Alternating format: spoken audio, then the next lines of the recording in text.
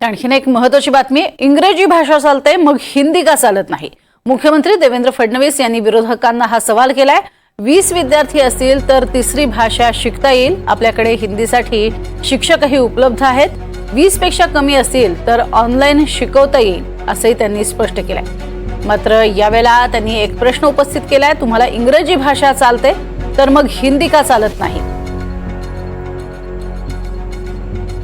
किमान 20 स्टुडंट जर असले तर त्याला वेगळा शिक्षक देता येईल। 20च्या खाली स्टुडंट्स असले, विद्यार्थी असले तर मात्र ऑनलाईन किंवा कुठल्या तरी वेगळ्या पद्धतीनं ती आपल्याला शिकवावी लागेल।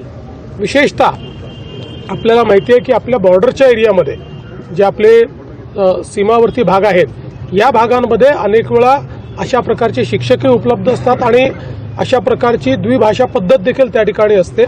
अशा ठिकाणी वेगळा निर्णय घेता येईल, पण कुठेतरी हिंदी लादण्याचा प्रयत्न होतोय हे म्हणणं चुकीचं आहे।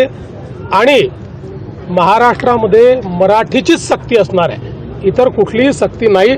मला एका गोष्टीचं सातत्याने आश्चर्य वाटतं की हिंदी सारख्या भारतीय भाषेला आपण विरोध करतो आणि इंग्रजीचे मात्र गोडवे गातो, इंग्रजी खांद्यावर घेऊन मिरवतो। या संदर्भात मात्र मला आश्चर्य वाटतं की आपल्याला इंग्रजी जवळची आणि भारतीय भाषा दूरची ही का वाटते, याचाही विचार कुठेतरी केला पाहिजे।